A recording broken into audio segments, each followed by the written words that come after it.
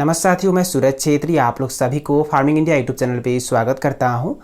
बहुत सारे लोग मुझे ये सवाल करते हैं कि अगर हम मुर्गी पालन करते हैं और मुर्गियों को अगर हम सभी वैक्सीन नहीं करते हैं, मुर्गियों को अगर हम एक भी वैक्सीन नहीं करते हैं तो क्या हम मुर्गी पालन करके सफल हो पाएंगे? क्या हम मुर्गियों को बड़े बीमारियों से बचा पाएंगे? मुर्गियों को अगर हम वैक्सीन नहीं करते हैं तो क्या मुर्गियाँ स्वस्थ रहेंगे? क्या वैक्सीन ना करके भी हम मुर्गियों को स्वस्थ रख पाएंगे?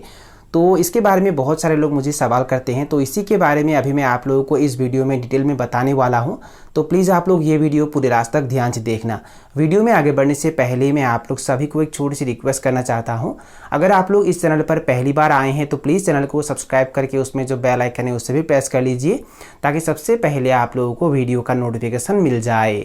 साथियों, हमारे गांव घरों में जो लोग मुर्गी पालन करते हैं वो ज़्यादातर मुर्गियों को वैक्सीन नहीं करते हैं। वो जो 3-4 मुर्गी पालन करते हैं और 3-4 मुर्गियां अलग अलग समय में चूजे निकालते हैं और इसीलिए उन्हें वैक्सीन करना भी दिक्कत होता है। तो इसीलिए शायद वो उन चूज़ों को वैक्सीन नहीं करते हैं और उन्हें ये भी पता नहीं होता है शायद कि वैक्सीन कहाँ मिलता है, मुर्गियों को वैक्सीन किस तरीके से दिया जाता है, इसके बारे में उन्हें पता नहीं होता है शायद। तो इसीलिए वो मुर्गियों को वैक्सीन नहीं करते हैं। वो मुर्गियों को कोई भी वैक्सीन नहीं करते हैं और कुछ भी नियमों का पालन नहीं करते हैं, जिसके वजह से मुर्गियां बीमार में मर जाते हैं। पर अगर आप लोग मुर्गियों को वैक्सीन नहीं करना चाहते हैं, मुर्गियों को वैक्सीन ना करके भी अगर आप लोग स्वस्थ रखना चाहते हैं तो आप लोगों को कुछ नियमों का पालन करना होगा। जैसे कि अगर आप लोग मुर्गियों को वैक्सीन ना करके भी स्वस्थ रखना चाहते हैं, बीमारियों से बचाना चाहते हैं, तो उसके लिए मुर्गियों का रोग प्रतिरोध क्षमता बढ़ाना होगा। अगर मुर्गियों का रोग प्रतिरोध क्षमता ज़्यादा होगा तो कोई बीमार आसानी से मुर्गियों को अटैक नहीं करेगा, और अगर कोई बीमार मुर्गियों को अटैक करता है तो उनके रोग प्रतिरोध क्षमता ज़्यादा होने के कारण वो बीमार मुर्गियों को हानि नहीं पहुंचाता है और मुर्गियां स्वस्थ हो जाते हैं। तो अब शायद बहुत सारे लोग ये सवाल करेंगे कि मुर्गियों का रोग प्रतिरोध क्षमता कैसे बढ़ाया जाता है। साथियों, मुर्गियों का रोग प्रतिरोध क्षमता बढ़ाने के लिए मुर्गियों को भरपूर मात्रा में दाना पानी खाने के लिए देना होता है। अगर आप लोग मुर्गियों को भरपूर मात्रा में दाना पानी खाने के लिए देते हैं, मुर्गियों को दाना पानी देने में अगर आप लोग कोई कंजूसी नहीं करते हैं तो मुर्गियों का रोग प्रतिरोध क्षमता ज़्यादा होता है। और मुर्गियों का रोग प्रतिरोध क्षमता बढ़ाने के लिए मुर्गियों को जो भी न्यूट्रिशन चाहिए, जो भी पोषक तत्व चाहिए, वो उन्हें मिलना ही चाहिए। साथियों, मुर्गियों का रोग प्रतिरोध क्षमता बढ़ाने के लिए ज़्यादातर मुर्गियों को कुछ विटामिन और मिनरल्स का आवश्यक होता है, जैसे कि vitamin A, vitamin B6, vitamin B12, vitamin C और विटामिन E। अगर मुर्गियों को ये विटामिन मिलता है तो मुर्गियों का रोग प्रतिरोध क्षमता ज़्यादा होता है। अब शायद बहुत सारे लोग ये सवाल करेंगे कि अगर मुर्गियों को ये विटामिन देना है तो इसके लिए मुर्गियों को क्या खिलाना होगा। देखिए साथियों, ये विटामिन अगर आप लोग मुर्गियों को देना चाहते हैं तो उसके लिए आप लोग मुर्गियों को सहजन के पत्ते खाने के लिए दे सकते हैं, केले के पत्ते खाने के लिए दे सकते हैं, नेपियर घास खाने के लिए दे सकते हैं, बरसीम खाने के लिए दे सकते हैं, गोभी के पत्ते खाने के लिए दे सकते हैं, और इसके अलावा जो भी हरे सब्जी होते हैं वो मुर्गियों को खाने के लिए दे सकते हैं, टमाटर खाने के लिए दे सकते हैं। और अगर आप लोगों को ये नहीं मिलता है और अगर आप लोग ये चाहते हैं कि ये सभी विटामिन हमें एक ही जगह में मिले, हमें इतना मेहनत ना करना पड़े, हमें एक ही जगह में सभी विटामिन मिल जाए और हम मुर्गियों को वो खिला पाएँ, तो ये अगर आप लोग चाहते हैं तो उसके लिए आप लोगों को वेटनरी दुकान से विटामिन का बोतल खरीदना होगा। साथियों, जब आप लोग विटामिन खरीदेंगे तब आप लोगों को ये देखना है कि मैंने आप लोगों को जो विटामिन के नाम बताए हैं ये सभी विटामिन वहाँ मौजूद है कि नहीं। Vitamin A, vitamin B6, vitamin B12, vitamin C और विटामिन E, ये सभी विटामिन अगर उस मल्टीविटामिन में या विटामिन में मौजूद होता है तो आप लोग वो खरीद सकते हैं और वो खरीद के मुर्गियों को खिला सकते हैं। अब शायद बहुत सारे लोग ये बताएंगे कि मुर्गियों को विटामिन या मल्टीविटामिन कैसे देना है।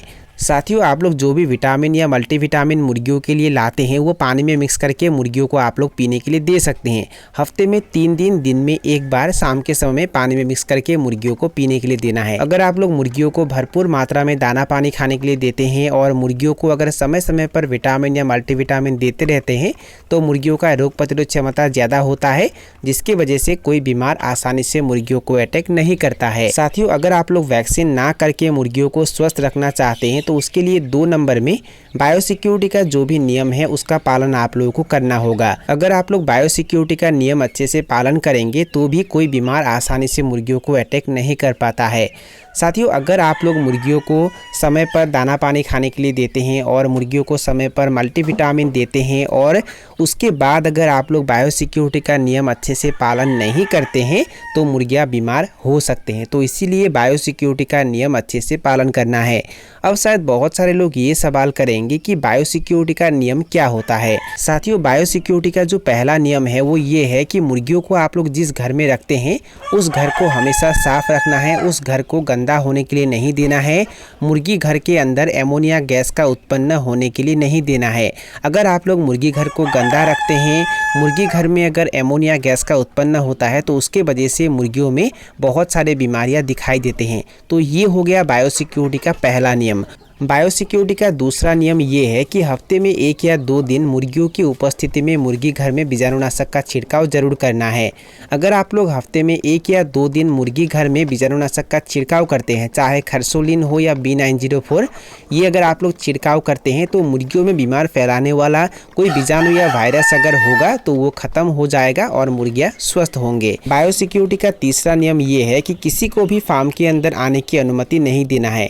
साथियों, बहुत सारे लोग ऐसे होते हैं जो मुर्गी फार्म देखना चाहते हैं, मुर्गियों को देखना चाहते हैं और वो फार्म के अंदर आना चाहते हैं, पर आप लोगों को करना क्या है, अगर वो मुर्गी फार्म देखना चाहते हैं, मुर्गियों को देखना चाहते हैं तो उन्हें बाहर से ही देखने के लिए देना है, फार्म के अंदर आने के लिए कभी भी नहीं देना है।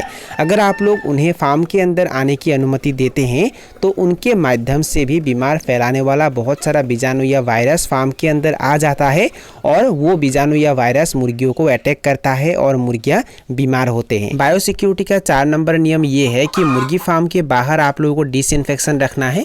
आप लोगों को पटास पानी या B904 या खरसोलिन रखना है और जब भी आप लोग फार्म के अंदर जाते हैं तो फार्म के अंदर जाते समय अपने दोनों पैरों को उस डिसइंफेक्शन में अच्छे से डुबोना है और उसके बाद ही फार्म के अंदर जाना है। बायोसिक्योरिटी का 5 नंबर नियम ये है कि मुर्गी फार्म के बाहर पहनने का चप्पल अलग होना चाहिए और मुर्गी फार्म के अंदर पहनने का चप्पल अलग होना चाहिए। मतलब जो भी चप्पल आप लोग मुर्गी फार्म के बाहर पहनते हैं तो मुर्गी फार्म के अंदर आते समय उस चप्पल को बाहर ही रखना है और फार्म के अंदर जो चप्पल आप लोग रखते हैं वही चप्पल पहन के मुर्गी फार्म के अंदर जाना है। ऐसा करने से बाहर का जो बीमार फैलाने वाला बीजाणु या वायरस होता है वो फार्म के अंदर नहीं आ पाता है। बायोसिक्योरिटी का 6 नंबर नियम ये है कि मुर्गियों को आप लोग जिन बर्तनों में दाना पानी खाने के लिए देते हैं वो बर्तन हमेशा साफ़ होने चाहिए। कभी भी गंदे बर्तनों में मुर्गियों को दाना पानी खाने के लिए नहीं देना है और मुर्गियों को हमेशा साफ पानी पीने के लिए देना है। और जो दाना आप लोग मुर्गियों को खाने के लिए देते हैं वो अच्छे क्वालिटी का दाना होना चाहिए और एक्सपायरी डेट गया हुआ दाना मुर्गियों को कभी भी खाने के लिए नहीं देना है। साथियों, ये हो गया बायोसिक्योरिटी का नियम। अगर आप लोग इन नियमों का पालन अच्छे से करते हैं तो मुर्गियों को आप लोग वैक्सीन ना करके भी स्वस्थ रख पाएंगे। अब मैं बहुत ही ज़रूरी बात आप लोगों को बता देना चाहता हूं। अगर आप लोग कम मात्रा में मुर्गी पालन करते हैं, अगर आप लोग 5, 10 या 15 मुर्गी पालन करते हैं तो उन मुर्गियों को आप लोग वैक्सीन ना करके भी रख सकते हैं, इसमें कोई दिक्कत नहीं है। पर अगर आप लोग ज़्यादा पैमाने पे मुर्गी पालन करते हैं, अगर आप लोग 300, 400 या उससे ज़्यादा मुर्गी पालन करते हैं और अगर आप लोग रिस्क लेना नहीं चाहते हैं तो आप लोग मुर्गियों को वैक्सीन कर सकते हैं। देखिए, कभी कभार क्या हो जाता है, अचानक मुर्गियों में बीमार आ भी जाता है। तो अगर आप लोग रिस्क लेना नहीं चाहते हैं तो मुर्गियों को आप लोग वैक्सीन कर सकते हैं, अगर आप लोग ज़्यादा पैमाने पे मुर्गी पालन करते हैं तो साथियों, यही थे कुछ जानकारी जो मैंने आप लोगों के साथ शेयर किया।